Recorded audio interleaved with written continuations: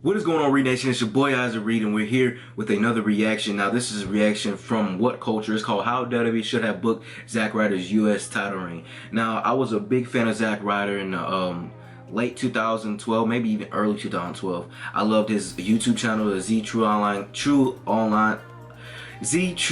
Island Story, and I loved him and his friend, the Big O, and I really do wish that his title reign for U.S. championships could have been longer. They should have just got rid of John Cena. They should have got rid of all that. But without further ado, we're going to check this out. So, let's get into it, man. I want to see what they could have done better, man.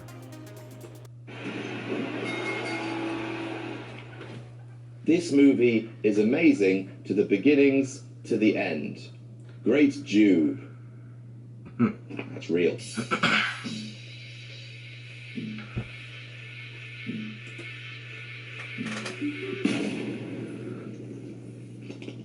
How WWE should have booked Zack Ryder's U.S. title reign. Hello there. I'm Adam from that was weird, that one. I'm Adam from WhatCulture.com, and welcome to How WWE Should Have Booked, where I look back at infamous WWE missed booking opportunities, talk about how I will book them differently because I'm a smart ass.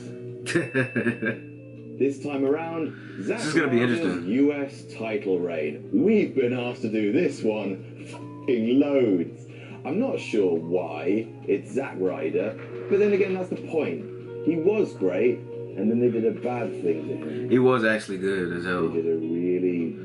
Booking him with fucking John Cena was a terrible thing. So Zack Ryder's journey to the US title was pretty much perfect, and it hadn't really been seen before, which makes it even more extraordinary. It actually was the prototype to the Yes movement. Yes. Daniel Bryan's success, the Ryder Revolution, was called. So Zack Ryder was sort of unsatisfied with his position on the card. He didn't really have a position on the card. He'd been in La Familia and had done a thing with Kurt Hawkins, and it was just sort of shh. So he started making a show on YouTube, Z, the True Long Island Story. And yeah, it just got over his personality with the fans. He was an affable goof. He was a bit of a dork. He made his own internet title. He was really endearing. And he engaged with the fans in a way that genuinely wasn't being tried by WWE. This was before they went absolutely mental with social media. It just, the bad times. Yeah. The very bad times. Tout, oh my god. Fans 8x10 tweeted I remember him. that. He had these shirts with QR codes on them, which did a thing. They sold out even when he wasn't actually on the card. He got chants whenever he wasn't on the card. We want Ryder. So this continued throughout 2011. And weirdly, WWE booked him most effectively when they didn't book him, because his support grew organically and the fans felt this ownership of this Zack Ryder character, which is rare. So they finally wised up towards the tail end of 2011. He was made assistant to Teddy Long. Yeah, I remember that. He tried for the US title of Vengeance against Dolph Ziggler and failed to Jack Swagger. He wasn't booked on Survivor Series itself, but made a run-in after the US title match to a huge pop. Then he was given the support of Cena, and he was booked for the title one more time. And then he won it. TLC. I think he won that one. The match went on first, and he won. Yeah. He celebrated with his dad, and he was a very happy man. So basically, 2011 was the year of Zack Ryder. And a little bit of 2012. The fucking wheels fell off. Yeah. Kane returned with his mask back on. He was all heel. He started targeting Cena to embrace the hate. Oh, this storyline. He attacked Zack Ryder, chokeslammed him through the stage because of those injuries. Zack Ryder then lost the title to Jack Swagger in January after less than a month. He wasn't on the Royal Rumble pay-per-view. He got embarrassed all the way to Elimination Chamber. You know, he wore this comically stupid neck brace. He was in a wheelchair with his hair still sticking up. Woo, woo, woo. You roll it. Can I? Woo, you roll it. Well, he was pretending to be crippled, so I feel like I can. But I had to ask. While he was wheelchair bound, his girlfriend Eve kissed John Cena. Damn. He had his neck brace. He fell on his ass in front of everyone. He got wheeled off the stage. He was humiliated. He was. It was a terrible moment for Zack. Didn't know Eve turned heel before WrestleMania. He was just like, she gave him the nuts at WrestleMania too. At WrestleMania in Team Teddy versus Team Johnny, he took the pin for Team Teddy. Then he got kicked in the balls by Eve. after the match in front of just everybody. He then didn't really appear that much. Then he got his chance to get even with Kane on the Over the Limit pre-show, and he failed in 7 minutes. And then he just sort of went away. Yes. And it's sort of been a roller coaster for Zack ever since. So occasionally he gets a little bit of push, and then he goes back down. Why they just don't have faith in this guy, bro? What is so wrong with Zack Ryder? You don't have faith in him, man. Bad way to live, and I can do it better. How they should have booked Zack Ryder. Now, normally when I do these, I come up with a big story because I'm a big boy. But this time around, I don't want to do that. I actually just want to make the US title run itself a solid one comprised of little feuds. Not one gigantic story, but just enough small feuds, regular feuds, to establish Zack Ryder as a solid mid-card talent. He's got a bit of a ceiling. He's a goofball character. He's not going to be WWE champion, but he belongs on the upper mid-card. He could. To sort of I mean, I would not be surprised. I want to do that with a nice, lengthy US title run. And the thing is, it's not fixing the Embrace the Hate storyline. That's not what this is about. Because the Embrace the Hate storyline is dog shit. And you can't fix dog shit. I didn't like that either. It was remove stupid. Zack from it.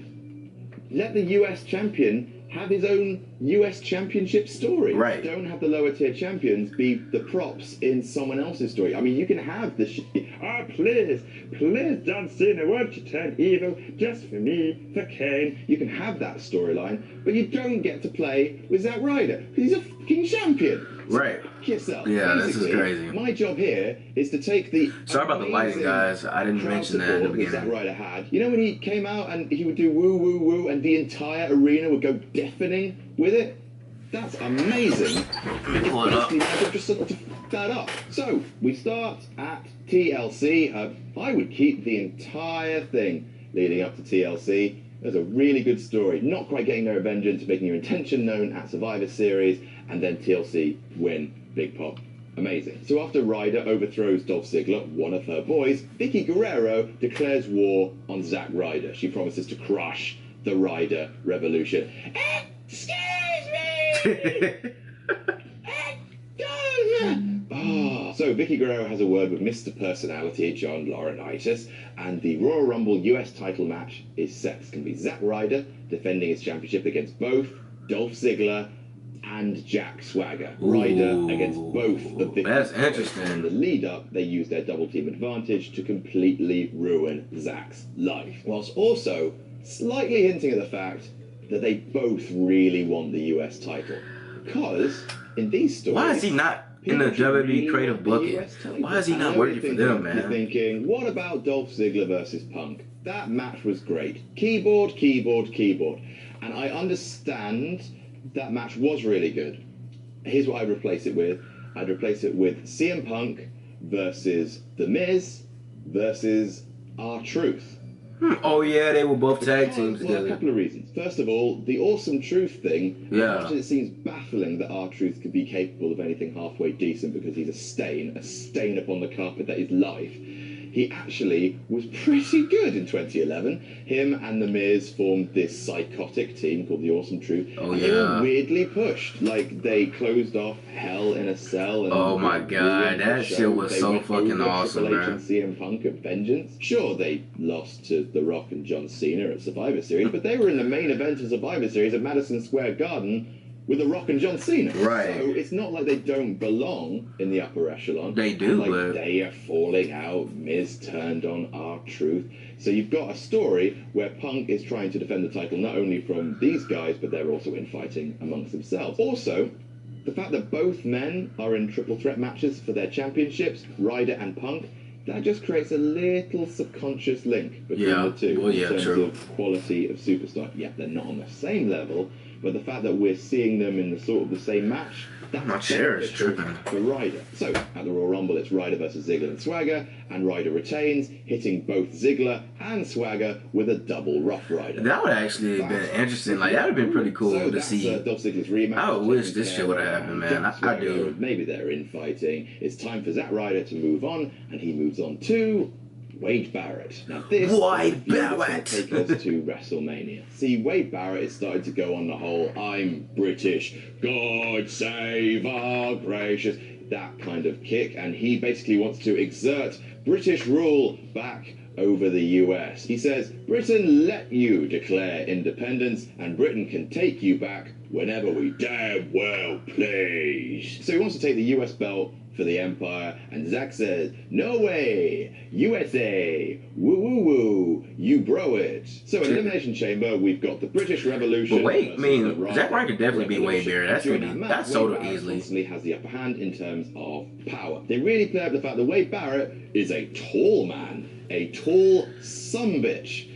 And he overpowers Ryder constantly, but Ryder out-wrestles him, catches him with a victory roll, and retains his championship. Barrett beats him up after the match to get his heat back, whilst waving the flag of the United Kingdom. God save our grace. So at WrestleMania, Wade Barrett will fight Zack Ryder once again. Now, I know. Boy. That's what it's like. Here's the thing with injuries, right? They happen when someone is in the wrong place at the wrong time. And if you he got injured from Jack Swagger, I believe. They will not be in that place at that time, so the injury probably won't happen. You never know when injury is going to happen. So basically, with bookings, if it's like an accidental injury, I just tend to just say, well, it wouldn't have happened because Big Show wouldn't have thrown the dude into Wade Barrett and his shoulder wouldn't have gone. And if you don't like that, I guess suck my dick. Suck my dick. Suck my dick. But demands a rematch. And Zack Ryder said, you lost, bro. You bro. Woo, bro, woo. You know it. So Wade Barrett takes matter into his own hands and attacks Zack Ryder's dear old dad. Oh, this is like the Edge and John feud right there, attacking dads and shit, bro. That's going to be interesting. Bro classic. So Barrett grabs him at ringside and he batters him. And he says, do I get my rematch now? And Zack's like, yeah, I'm going to kill you, actually. So WrestleMania, Wade Barrett versus Zack Ryder, no DQ. Everyone wants the belt. There's an actual passion here. It feels like maybe something worthy of WrestleMania. Maybe. And at WrestleMania, Zack Ryder beats Wade Barrett decisively and cleanly. God bless our gracious America. Flag. Right, so we're heading to Extreme Rules, and we need a new feud for Zack Ryder, and that's going to be The Miz. Now, you can build a really great story with Miz. First of all, because Zack Ryder, he's a very earnest babyface, and he needs a proper, detestable heel. Someone who you just don't like, no matter that you realise he's good at his job, but you still hate him. That's The Miz. Also, they've had a similar journey in a way. Like, The Miz went through the real world, and Zack went through his own YouTube channel, so they both come through this sort of unorthodox way of trying to build support for their personas, and finally making the big time. Zack Ryder's just defended. Only difference between him and Miz.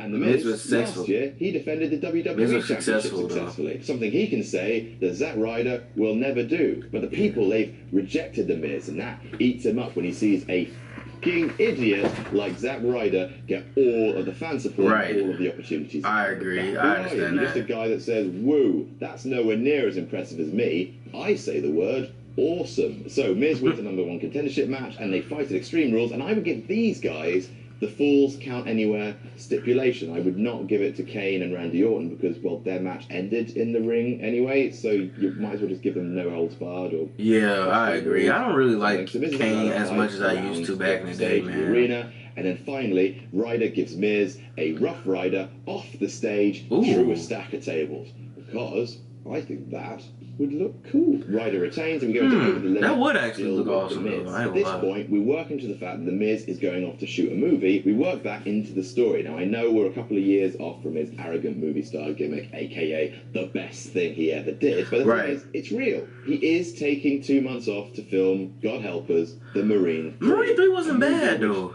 Does not have a tomato meter rating on Rotten Tomatoes, but it does have a couple of audience reviews. I'll just read one for you. This movie is amazing to the beginnings to the end. Great Jube. That's real. So The Miz is like, I'm going off to actually shoot movies, and you are a neckbeard nerd on the internet filming himself in his bedroom. Okay? We don't compare. I want the US title because it does not deserve to be around your neck. I'm going to take it to the movie set where I'm going to get it some actual proper exposure. Interesting. Because I'm a megastar, not a dweeb. So Over the Limit, Ryder and The Miz fight one more time, maybe in a cage match, because I want to see a Rough Rider from atop of a cage. That'd be too extreme, bruh. If you do a Rough Rider outside off the Maybe I don't cage. give a Either way, Ryder beats Miz decisively and sends him packing from the WWE for a couple of months. Then, for No Way Out, Ryder enters into a new feud, this time with Antonio Cesaro, who has debuted only like a month or two before and uses that debut momentum. Oh yeah, to I win forgot. the US Championship. Cesaro was. Now, I know. You're burying him. I'm not. Thing is, Zack Ryder's had a reign that's lasted for a couple of months, but also the US title is the lowest title. It was at the time anyway. And it's time to just build him up just a little bit. The upper mid-card, that's where we want to keep Zack Ryder because he's got that kind of merchandise shifting appeal. So Ryder loses that title at Over the Limit, but the very next night on Raw, he qualifies for the World Heavyweight Championship, Money in the Bank. Oh shit. Yo. Suddenly people aren't that worried about him. Now the last Raw before Money That'd be tight though if you want a Money in the Bank. Antonio Cesaro for the US Championship. I ain't never thought about that. Thanks to The Miz, who returns 1 week early. Miz like, boy. Money in the Bank pay-per-view. He returns to cost Zack Ryder and insert himself into the World Heavyweight Championship ladder match. At Money in the Bank, the Miz-Zack Ryder feud that intensifies a little bit more with Zack Ryder furious with The Miz, giving him the Rough Rider from the top of a ladder. I think the Rough Rider's a cool move, and it can happen from a lot of places. Right. That's just my deal. Get over it. It could, though. Unfortunately, that move takes them both pretty much out of the match, so neither man will win. But then, on Raw 1000, after Money in the Bank, like in real life, Miz wins the Intercontinental Championship from Christian, and then The Miz versus Zack Ryder at SummerSlam for the Intercontinental Championship. This is probably where you would have a cage match, because the rivalry has basically lasted from since WrestleMania to SummerSlam, off and on. And it's not just about the US title either, it's about Zack Ryder making the audience invested in him. So, we gave him a lengthy title reign, couple of nice mini feuds just to establish that Zack Ryder is a guy worthy of gold, and now we've moved him up a little bit into Intercontinental title reign territory, where he's fighting The Miz in a personal feud at SummerSlam, and from that point onwards, as long as you don't mess it up, you should have a fairly stable and reliable mid-carder in Zack Ryder. So that's how I would have booked Zack Ryder's US title reign. Woo, woo, woo. Did I blow it? Oh, I ended the video badly. So, do you disagree? If so, tell me about it in the comments. Don't forget to like, share. Alright, so really quick, hold on, let me pull my chair up. My chair is always like going down. So what about this booking of Zack Ryder? I agree 100% on everything that he said. If that would have just happened in real life, man, Zack Ryder would still be on the top of his game. I don't think it was right for them to bury him. I don't even think it was right for them to put him in that feud with Cena. Not necessarily feud with Cena, but in that part with Cena. And I just think it was stupid. I don't think they knew what they were doing with Zack Ryder. I think Triple H should have been the one to book Zack Ryder, or somebody besides Mr. Man, or the WWE headquarters. You know, it's just crazy, man. I really wish Zack Ryder was still on top, man. I still love him with the Hype Bros. You know, Hype Bros are gonna be doing good. But damn, that shit was kind of fucked up. But post your comments down below. Tell me how you feel about this. How do you think Zack Ryder should have been booked? Do you think he should have been booked different from what the guy from Adam from What Culture said, or do you think he should have been booked, you know, the same way as he said, or do you feel sorry for Zack Ryder? I don't know. Honestly, in my opinion, man, I just think they could have did better with Zack Ryder, man. I did love his United States title reign. Like, I was like, dang, he was so over. I bought all his merchandise, his headband. I was doing the woo woo woo, man. It's crazy. It's honestly crazy. But I hope you guys enjoyed this video. Make sure you guys hit that like button and subscribe. And let's get to 5,000 subscribers. Renation Route. Deuces. One love.